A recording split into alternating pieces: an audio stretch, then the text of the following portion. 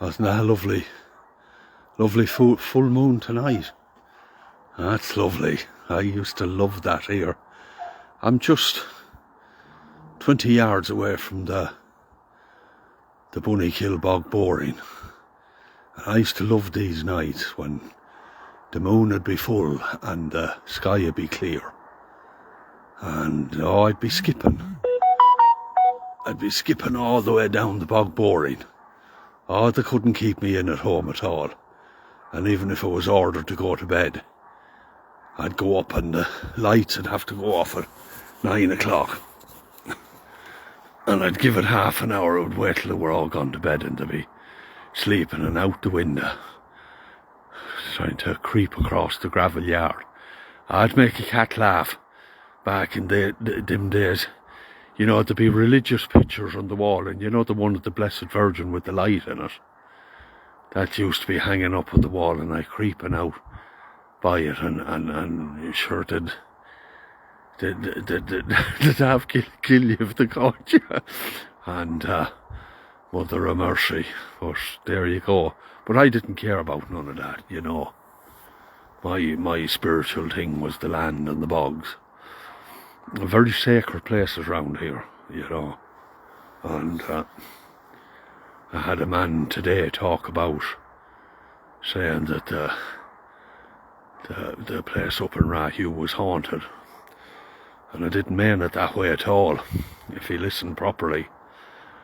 It's so sacred that there's spirits have been seen up there, wandering spirits, that are still trying to go to St. Hugh for help to get back to what they've done in life here. That's my belief, and that's what the old people told me. So, no sir, I'm not ashamed of myself, nothing like it. No, you won't make me be, and you were wrong. People can walk, public can walk out there. We don't go up there and do no harm anywhere. Just people don't like it anymore, you know. It's all changed here. You know, you can't do. And then the fairies didn't want the filming to happen. That's the way I look at it, because Friday we were supposed to film a cousin of mine with the dog on the car, and sure, that was a bit too much for him. He went missing, and then they wanted me to go out and film on a fairy fort. Just like that over the phone. I'm sorry. And if you felt disrespected and disappointed, I'm sorry about that too, but you cannot do these things anymore. I get enough grief here without doing that. You know, and people agreeing to come on and tell stories, and then I get members of their family coming up telling me that they don't want. But again, you know, I don't bring grief to anyone, you know. I said, fair enough, if that's what you want, we'll take it down, no worries. But when somebody tells you it's okay, and then you're told later that it's not okay, that's what you're up against in these times. That's why I love telling the stories about the old days. Because, you know, there was a lot wrong then too. Don't get me wrong, but there was a freedom that they don't have here anymore. Everyone's clogged in here on top of everyone, and everyone's talking about everyone. I never seen anything like it, like, in years.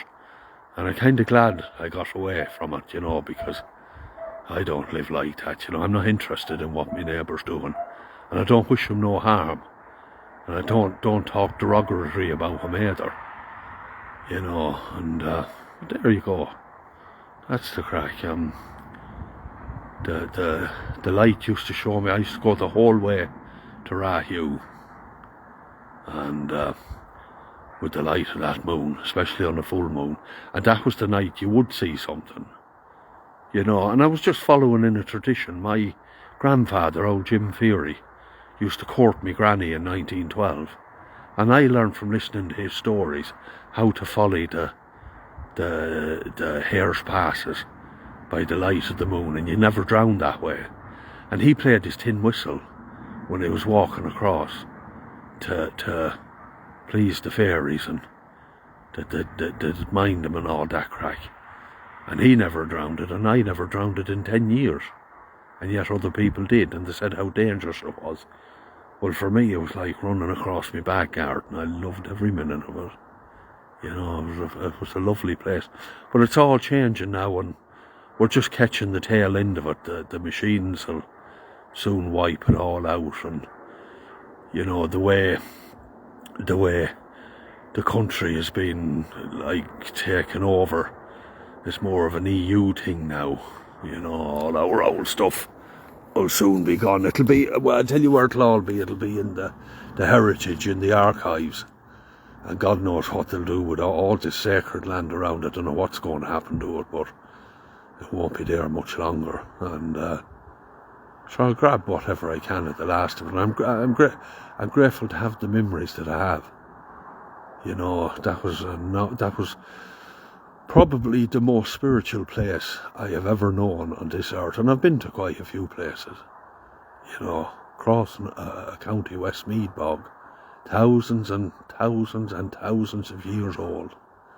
Buried butter, buried sacrifices to the gods, surrounded with forts that are connected together by underground streams, and all meeting up under a fairy tree 1 mile away. You know, it's great stuff.